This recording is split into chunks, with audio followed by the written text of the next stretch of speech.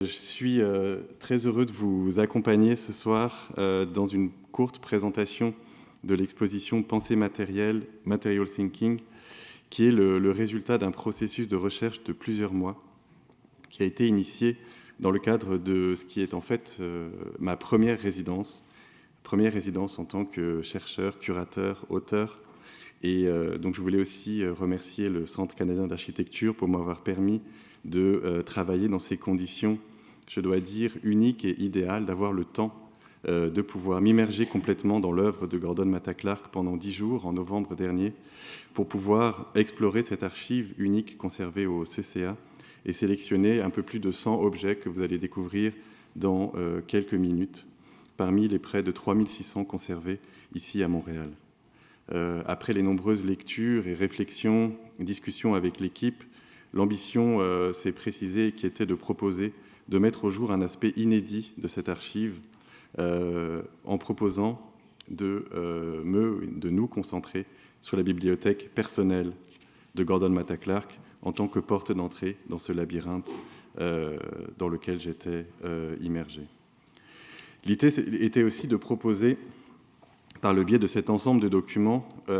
au centre duquel nous avons placé cette collection de livres de l'artiste, de prendre comme point de départ un objet ou un sujet qui n'est pas central dans la constitution d'une archive. En effet, les livres ne sont pas des objets qui sont signés de la main de l'artiste. On n'y voit pas, comme dans les dessins ou dans la correspondance ou dans les notes, la présence du corps de l'artiste. Ils ne sont pas non plus des productions de Gordon Matta Clark, comme ses photographies ou ses films. Ce sont des objets qui ont une qualité qu'on pourrait dire en quelque sorte mineure, au sens positif et beau du terme. Ils sont situés un peu à la marge du récit de l'archive, et en les plaçant modestement au centre du projet, l'idée était de porter un nouvel éclairage possible sur l'œuvre de l'artiste. C'était aussi l'idée de poser la question, de se poser la question, et d'essayer d'y répondre avec une hypothèse de ce que faire aujourd'hui d'une archive, comment exposer une archive, quelles stratégies, quels objets, quelles formes choisir pour restituer la dimension vivante, comme le disait Francesco, active, potentielle de cette archive. Gordon Matta Clark, né en 1943 et disparu en 1978, était un artiste américain qui a été formé à l'architecture à l'université de Cornell. Et il est intéressant que cette archive soit conservée aujourd'hui non pas dans un musée d'art contemporain, mais dans un centre d'architecture, et qu'elle puisse nous permettre de révéler l'ensemble de gestes, la politique, la pratique radicale, la manière dont ce travail s'est adressé ou a tenté de raviver l'idée même d'architecture, de ville, d'environnement, d'espace en général. Ces découpes de bâtiments, ces interventions monumentales, les dissections opérées à même les constructions abandonnées ou qu'on lui mettait à disposition, ont été autant de manières pour lui de redéfinir les fondements d'une pratique de la sculpture à l'aune de ce qu'il considérait comme un ensemble de performances sans public, des perçages, des coupes, des séparations, qui devenaient les éléments d'une pratique qu'il qualifiait d'anarchitecturale. La pratique du langage, la relation entre la dimension physique de son travail et la dimension poétique de ses écrits, lui a permis, pas à pas, dans cette interaction entre une pratique de l'écriture que l'exposition entend prendre au sérieux et une pratique, on pourrait dire spatiale, une pratique critique spatiale, lui a permis d'inventer, tout en le détruisant, de réinventer, de trouver un langage de réinvention à la croisée de ces différentes disciplines. Cette pratique qu'il appelait une pratique de unbuilding, un terme difficile à traduire, qui ne peut pas vraiment être traduit comme déconstruction, qui pourrait être traduit comme non-construction ou inconstruction, était une tentative de neutralisation ou de suspension,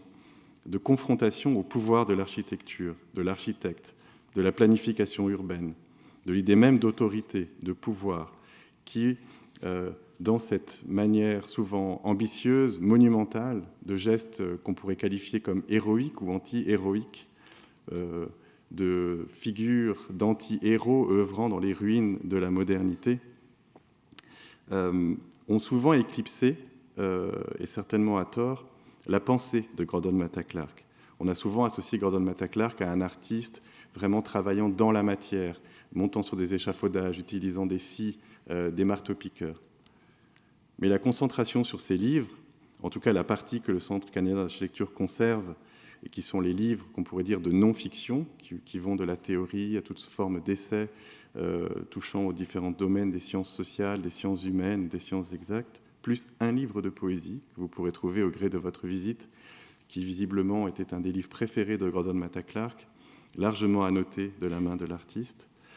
est une manière idéale de prendre justement la théorie de Gordon Matta Clark au sérieux. Et c'est l'un des objets de cette exposition, c'est de plonger dans ces matériaux de recherche, dans ces processus de pensée, ces outils de travail intellectuel.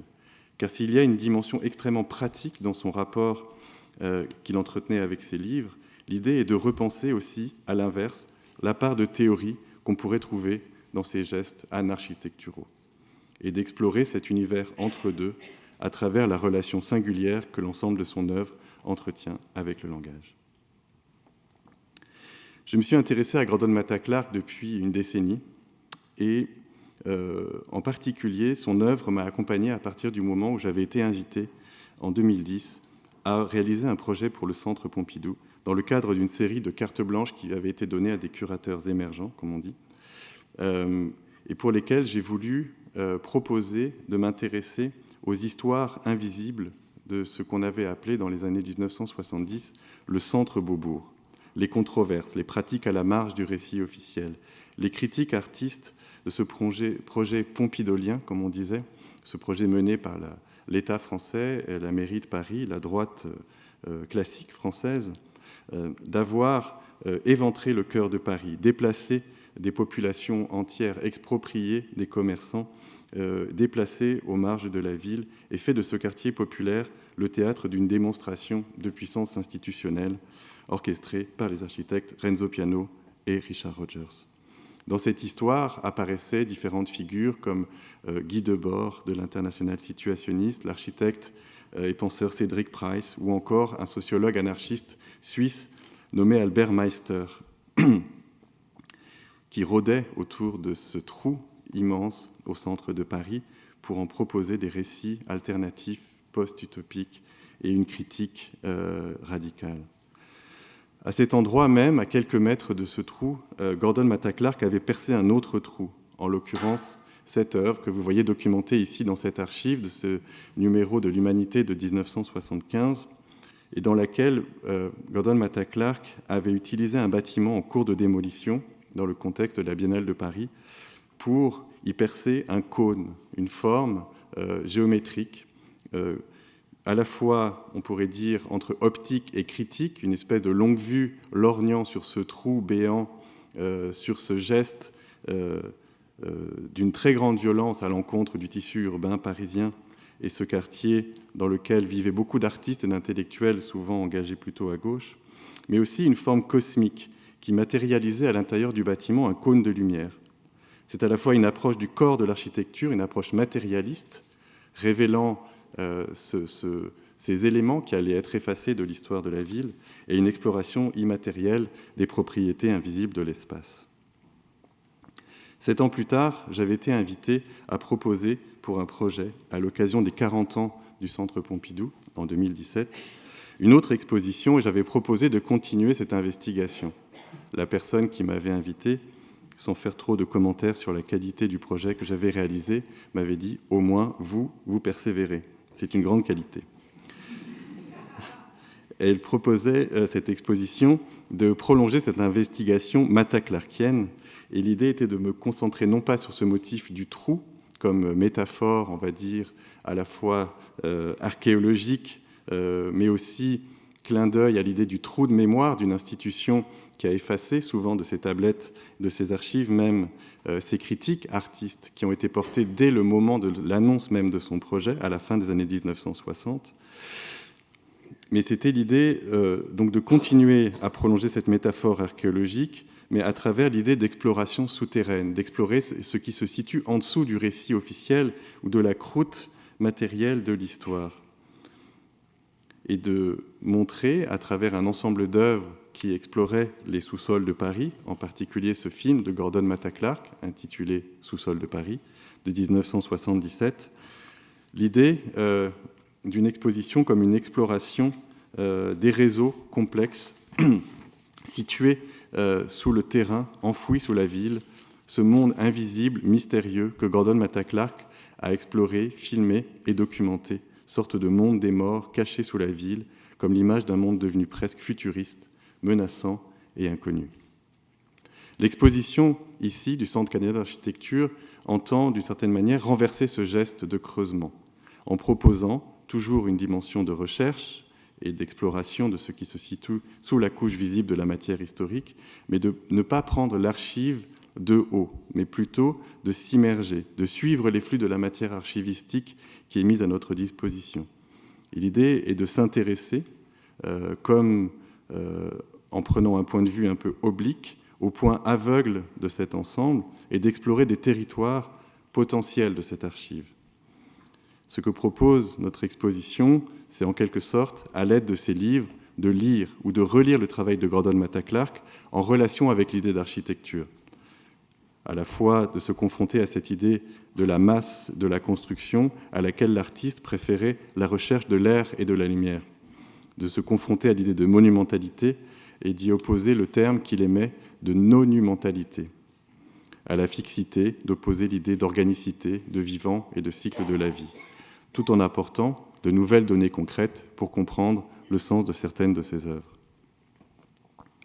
Pour cela, la stratégie a été d'associer, comme à une série de doubles ou de contrepoints au livre, un certain nombre de compagnons en la personne de documents et d'archives qui documentent des projets non réalisés. Vous verrez dans l'exposition que l'œuvre de Gordon Matta Clark a une relation toute particulière avec la question de l'archive, car ces projets, qui étaient éphémères, qui étaient situés, comme on dit, qui étaient souvent monumentaux, n'ont pour la plupart pas été conservés, car ils ne pouvaient pas être conservés, ils étaient même pensés pour ne pas pouvoir être conservables. Ils étaient pensés pour aussi produire tout un ensemble de documents, d'une documentation et de traces qui font qu'il y a une ambiguïté dans l'archive de Gordon Matta Clark entre le document, l'archive et l'œuvre, le produit en quelque sorte fini. Et donc l'idée était de se concentrer dans cette relation entre le document et la question de l'expérience, entre la trace et la physicalité de l'intervention artistique, dans la question en fait, dont l'archive reflète ou pas cette question de l'instant, entre le passé, le présent et le futur. L'idée est de ne pas regarder uniquement vers le bas, comme si l'histoire était uniquement située dans un point dans le temps placé derrière nous, mais dans un geste presque chorégraphique, de lever les yeux et de les pointer vers le ciel. D'imaginer qu'en faisant ce geste, une archive ne peut ne pas être uniquement la trace qui reste d'un projet fini, clos sur lui-même, ou le signe nostalgique d'un événement qui est passé, mais un objet projeté vers le futur, en incorporant dans l'exposition un certain nombre de projets non réalisés, parfois abandonnés, parfois annulés, des projections, des visions, des imaginations. Le projet place donc les livres dans la position de vecteurs tournés vers l'avenir. Et l'exposition s'organise dès lors autour de ce concept que nous avons métaphorisé ou varié à l'envi, exploré dans toutes ses dimensions, de constellation. La première constellation s'organise autour de l'idée d'alchimie. Elle se base, ces 4 constellations qui structurent le projet, sur la réalité de la bibliothèque de Gordon Matta Clark. Autour de l'idée d'alchimie s'organisent toutes les idées propres aux premières expériences de Matta Clark, fasciné par la transformation de la matière, l'histoire de cette science mineure, par l'anthropologie des techniques, par l'observation du cycle de la vie. Les livres autour de la question de l'alchimie constituent l'ensemble certainement le plus important et le plus singulier, le plus marqué de l'archive de Gordon Matta Clark. Et elle permet de comprendre, à la lumière des relations avec la nature, avec le temps, avec la matière, un certain nombre d'œuvres spécifiques. Cette présentation va s'organiser autour de quelques aperçus de l'archive et j'ai choisi de ne présenter que des documents que j'ai produits moi-même avec mon téléphone lorsque je faisais la recherche. Vous voyez là une photographie d'un document, d'un livre, The Secret Tradition in Alchemy de 1926, de l'auteur Arthur Edward Waite. Le livre retrace l'histoire de cette tradition alchimique, une histoire de l'étrange, du mysticisme et de la magie, très présent dans l'histoire de la contre-culture dans les années 60, de la culture hippie, dans laquelle la dimension spirituelle était inséparable de la dimension politique, où la question de l'ésotérisme a à voir à la fois avec le secret, mais aussi la résistance. Il est impossible de dissocier, en effet, ces deux polarités dans l'œuvre de Mata Clark non plus. On pourrait aussi imaginer un parcours de l'exposition à l'aune de ces 4 éléments qui structurent la pensée alchimique. Et vous verrez qu'il y a une espèce de parcours secret que vous pouvez faire dans l'exposition autour de ces éléments que sont la terre, l'eau, l'air et le feu. L'idée de l'exposition comme une liste d'ingrédients ou de l'œuvre d'art comme une préparation était essentielle dans la pensée de Gordon Mata Clark. L'idée que l'œuvre était pensée comme un moment de partage collectif, un rituel, une invention. Ceci s'incarne particulièrement dans une œuvre majeure de Gordon Mata Clark, Photo Fry de 1969, dans laquelle, à l'occasion de la première exposition collective à laquelle il est invité à New York à la fin des années 60, il installe dans l'exposition, aux côtés des œuvres des autres artistes, un poêle. Et il va faire frire des polaroïdes devant le public. L'idée est à la fois d'imaginer une espèce de rituel étrange,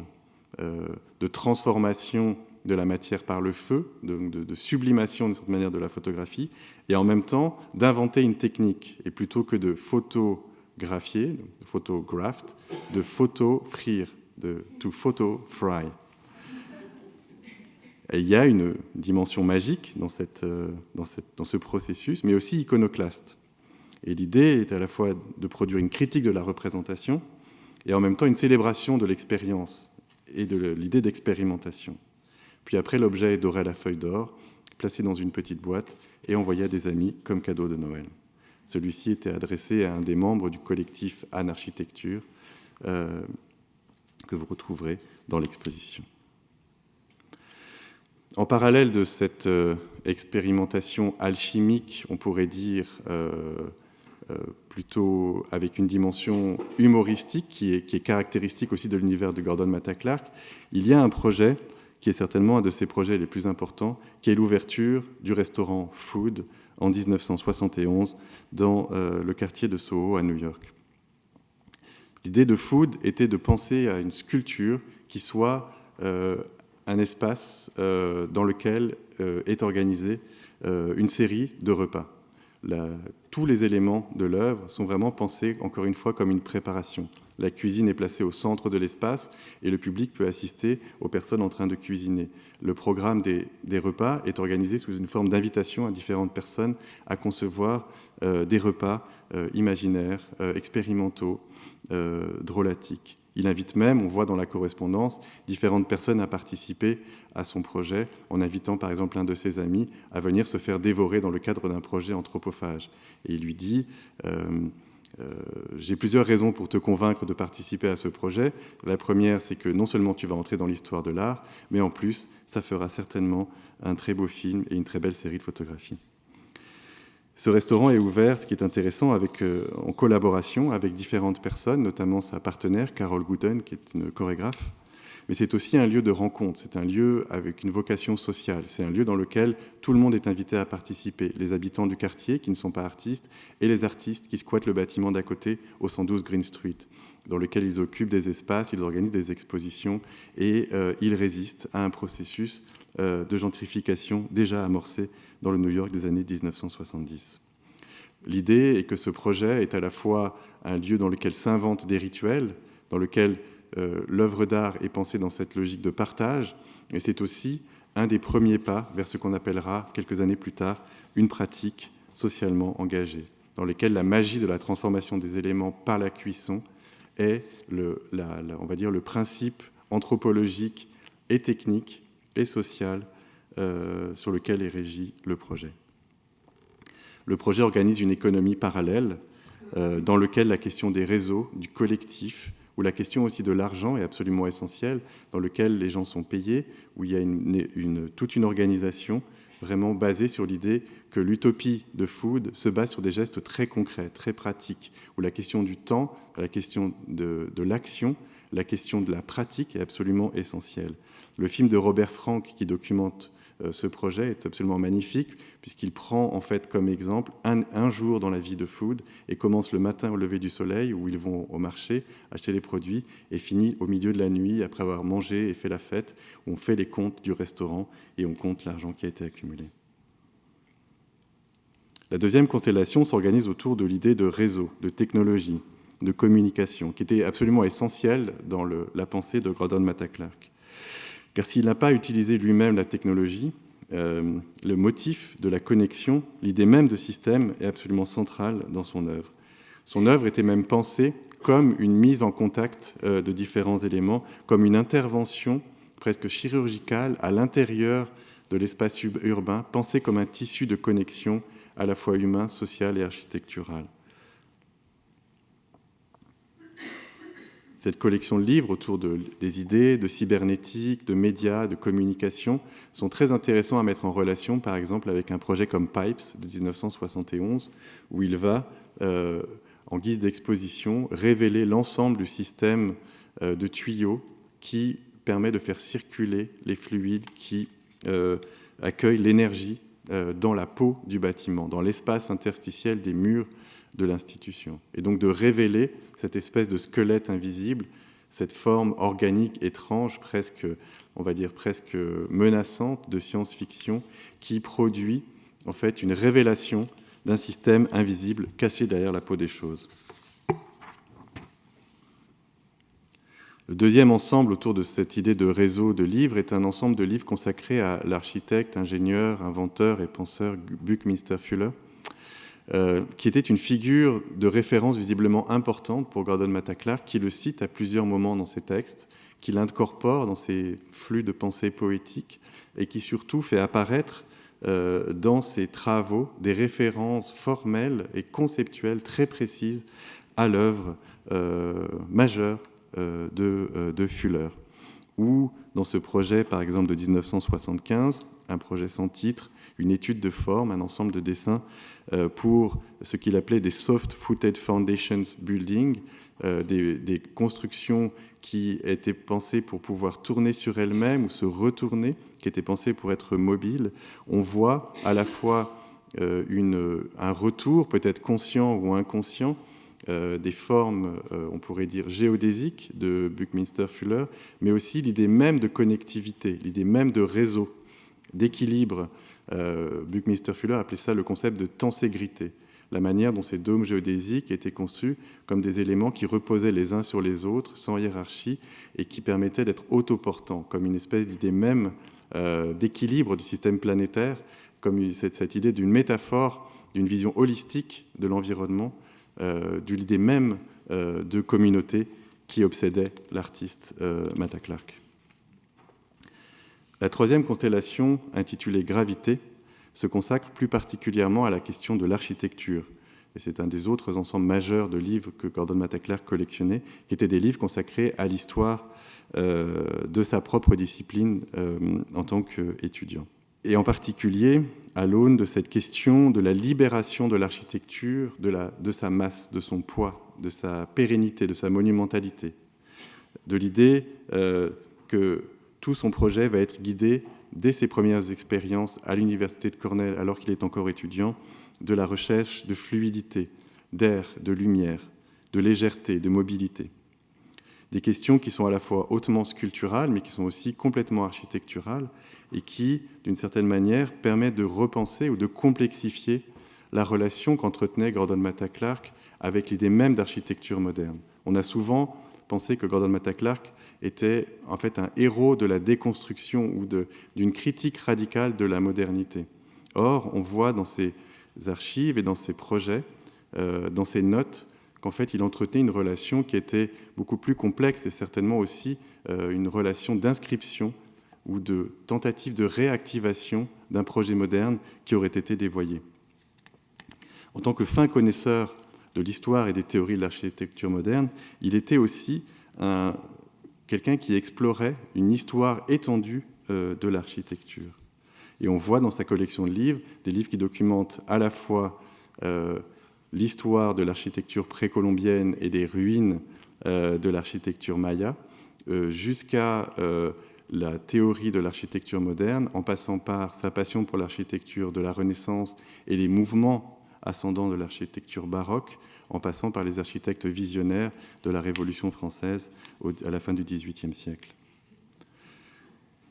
Dans cette œuvre, dans cette photographie documentant cette œuvre de 1974, Splitting, on voit la manière dont l'intérieur et l'extérieur, le vide et le plein, la lumière et la matière sont absolument omniprésentes. Gordon Matta Clark, c'est intéressant, était aussi quelqu'un qui était très proche du milieu de la danse. Il avait des relations d'amitié avec notamment la chorégraphe Trisha Brown. Il a collaboré avec une compagnie de théâtre qui s'appelait les Mabou Mines. Et Laurie Anderson a écrit un très beau texte sur cette œuvre qu'on trouve aussi dans l'archive. Gordon Matta Clark avait basé son projet sur des gestes simples, couper, séparer, partager, percer, ouvrir, qui sont en réalité des gestes qui pourraient avoir une dimension universelle, des gestes qui reposent sur une approche presque anthropologique du mouvement, mais qui font aussi penser aux gestes quotidiens qui structurent la réinvention de la danse postmoderne à partir des années 1950, dans l'atelier de Hannah Alprin, par exemple, près de San Francisco, ou dans les propositions chorégraphiques révolutionnaires de Hannah Alprin et de la Judson Church à New York, quelques années plus tard. Splitting, pensé comme une performance appliquée à l'échelle de l'architecture, est aussi une manière de penser l'architecture et l'espace à l'aune de la question du mouvement, de la tactilité, du corps et du temps.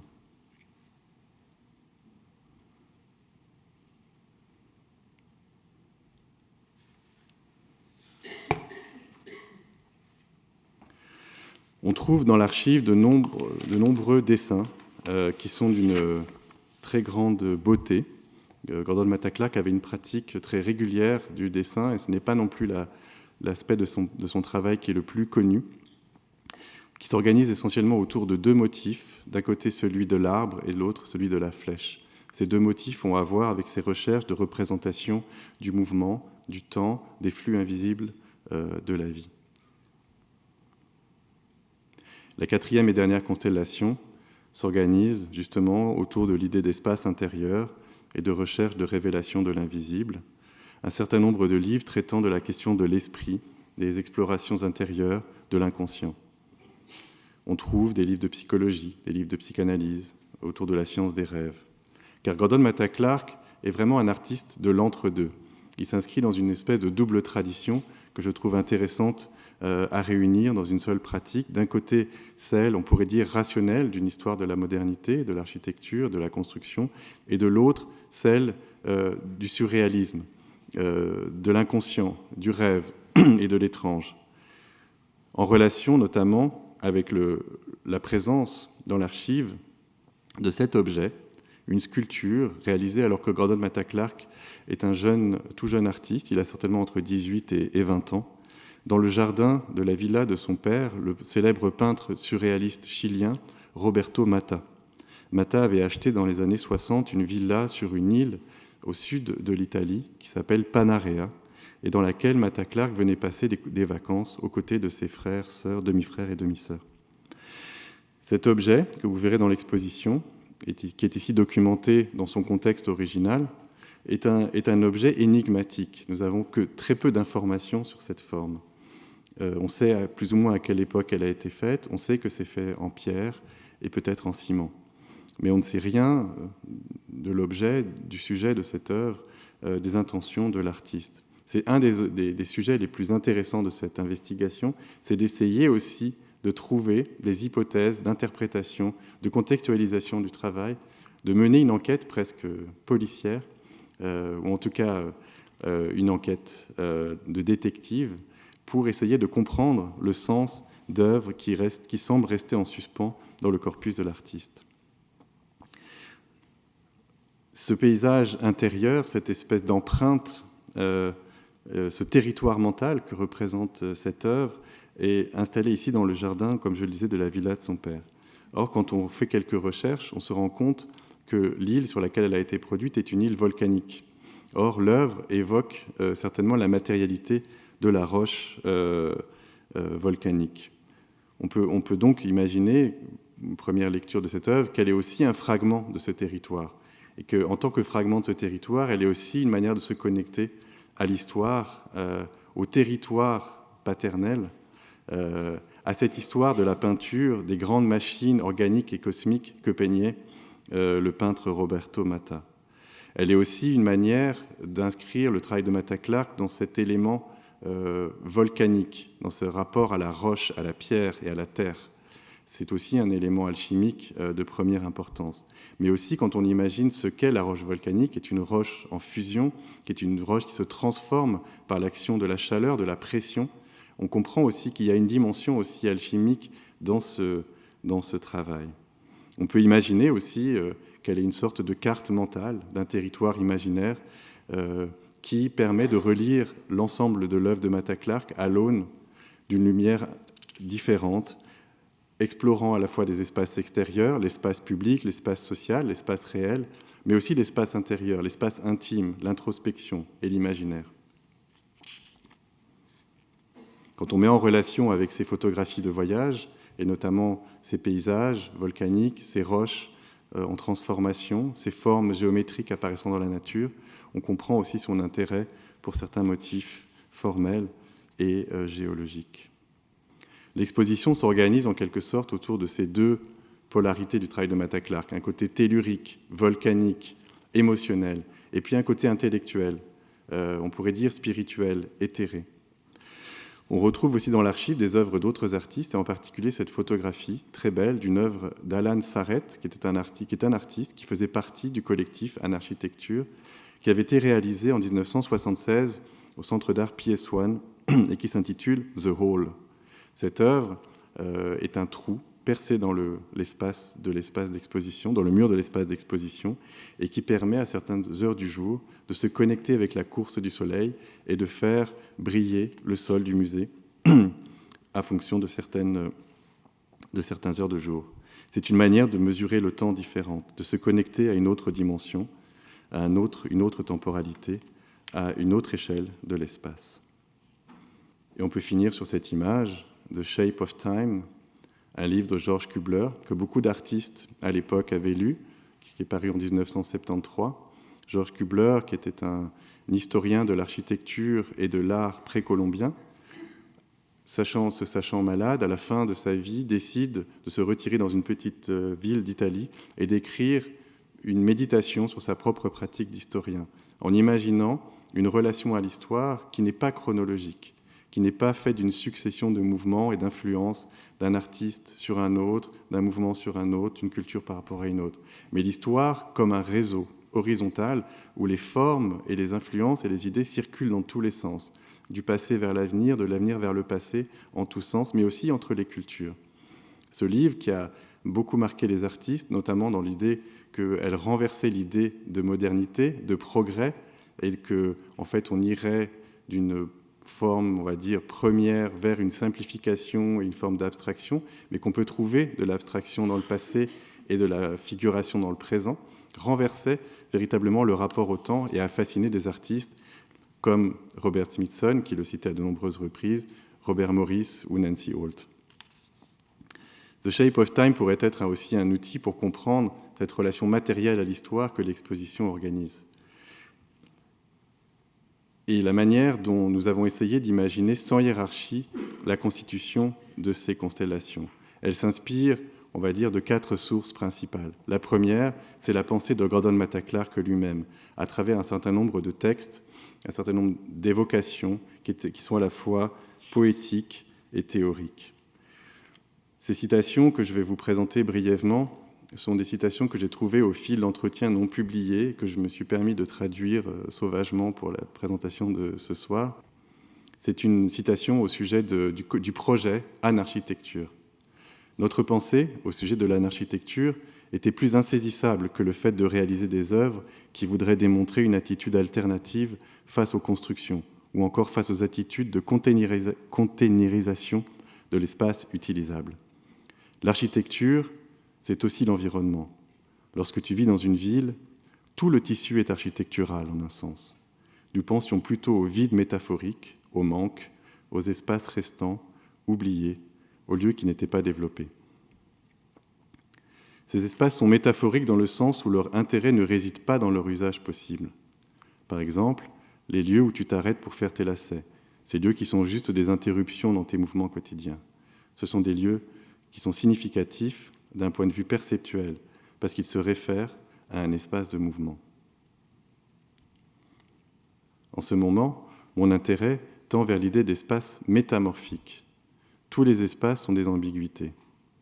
L'espace est plus qu'une manipulation esthétique de forme. C'est cette ambiguïté qui demande libération, clarification, amplification, augmentation. Appelle cela comme tu veux. C'est cela qui m'a conduit à des situations qui, aux yeux de la plupart des personnes,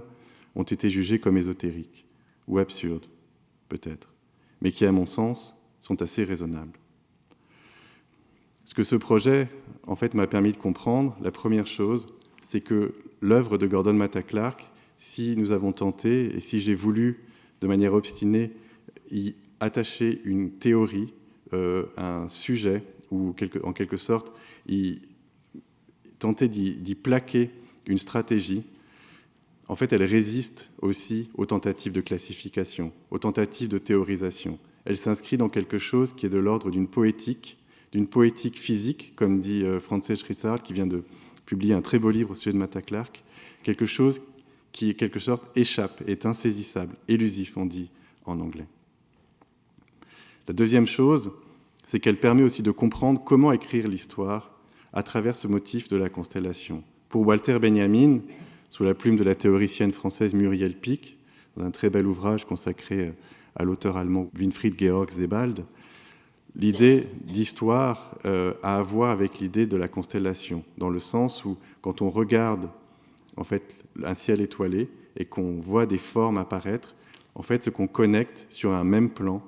imaginaire, fictionnel, ce sont des objets qui sont situés à différents endroits de l'espace et à différents points dans le temps. C'est-à-dire que l'histoire a à voir nécessairement avec cette tentative de vouloir créer du sens avec des choses qui en fait existent et parfois n'existent même plus, le temps qu'on reçoive la lumière de ces étoiles. En regardant le ciel, on regarde à la fois le passé, le présent et l'avenir. On est dans une logique de créer, en quelque sorte, des connexions, d'imaginer des relations, de produire des fictions. Et cette exposition a eu plusieurs projets possibles. Le premier, dans nos premières discussions, était de créer une espèce de laboratoire qui aurait repris en quelque sorte un peu les formes de l'atelier de Gordon Matta Clark, une sorte de laboratoire alchimique de transformation, mais aussi un lieu de spéculation sur les puissances de l'archive et sur la question de l'histoire et du temps. Un lieu où on créerait des constellations, on produirait des formes, une histoire cosmique ou cosmographique, un peu en hommage à la pensée d'Abi Warburg et à sa bibliothèque mnémosine qui était pensée comme un lieu de laboratoire. La deuxième hypothèse que j'avais émise, c'était que j'aurais aimé, à un moment donné, que cette exposition soit un peu comme un film. J'aurais aimé qu'il y ait une dimension narrative, qu'on puisse créer des continuités entre ces différents objets et qu'on porte une attention particulière à la question des atmosphères, à la question des climats intérieurs de Matta Clark, à quelque chose qui serait de l'ordre d'une ambiance. Et à travers ces images, comme par exemple cette photographie d'un ciel nuageux, j'imaginais en fait le caractère à la fois volcanique, parfois même mélancolique de Matta Clark, son énergie tellurique, son pouvoir de critique, tout comme ça représenté dans une image qui, presque sans commentaire, m'apparaissait déjà extrêmement éloquente. La troisième idée, c'était de suivre un fil biographique et de mener une enquête dans la vie même de Gordon Matta Clark et de relier l'ensemble de ces lettres, une centaine de correspondances qui montraient cette tentative permanente de connexion, de création d'un réseau, de rechercher des contextes pour produire ses œuvres, de se connecter avec son père absent, de créer une relation avec sa famille, avec ses frères qui restent pour lui inconnus, de contacter des entreprises de démolition, des laboratoires de recherche pour imaginer d'autres techniques d'impression, d'être vraiment au centre de ce réseau, de cette émulsion permanente, de ce foisonnement d'idées et d'énergie d'un artiste qui vivait là où il travaillait, qui travaillait là où il vivait, qui parfois dormait à même le sol dans ses explorations avec ses amis, lorsqu'il cherchait des contextes pour présenter son travail. Vraiment une recherche d'essayer de révéler cette intensité à travers cette pratique constante de l'écrit et de la communication que je trouvais très intéressante pour marquer, en quelque sorte, rythmer le temps d'une exposition qui aurait pu être un peu comme un roman, une enquête dans la vie de Gordon Matta Clark, en relation avec ses œuvres qui, d'un seul coup, revêtaient une dimension toute particulière. Et je pensais à cette carte postale envoyée à son demi-frère Pablo,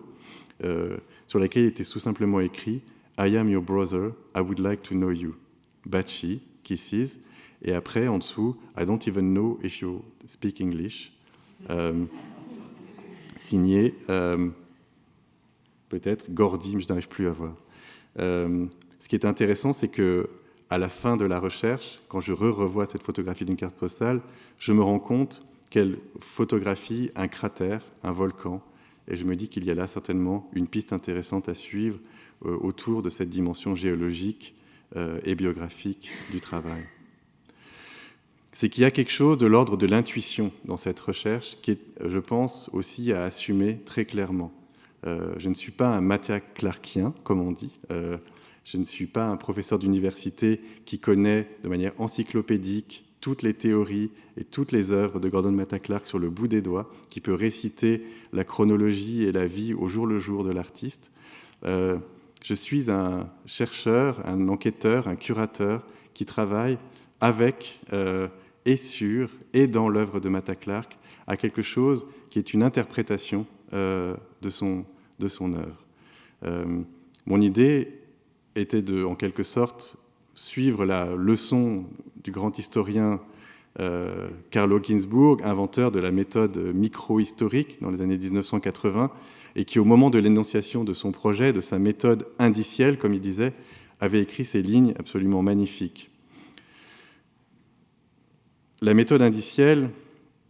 révèle des formes de savoir fondamentalement muettes, au sens où leurs règles ne sont pas susceptibles d'être axiomatisées,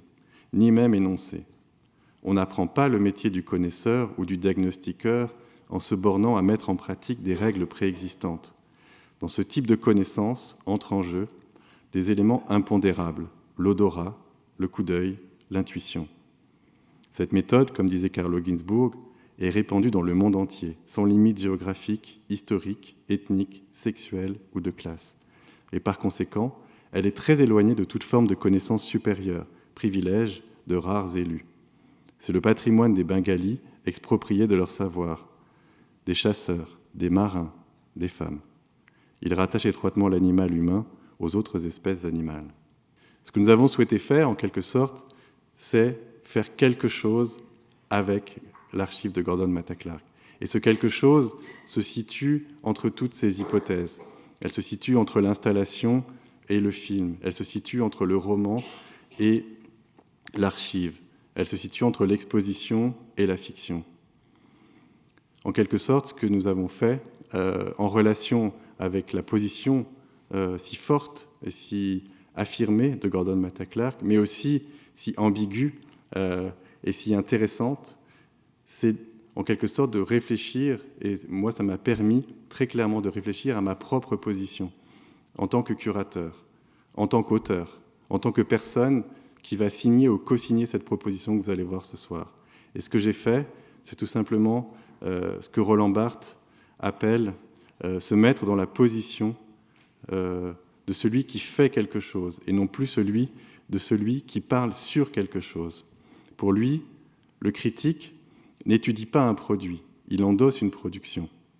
Il abolit le discours sur le discours. Le monde ne vient plus à lui sous la forme d'un objet, mais sous celle d'une écriture, c'est-à-dire d'une pratique. En quelque sorte, ce que nous avons fait avec cette proposition, c'est passer à un autre type de savoir, celui de l'amateur. Et je crois qu'on a beaucoup aimé Gordon Matta Clark pendant cette recherche, et j'espère qu'on arrivera à partager cet amour avec vous. Bonne soirée.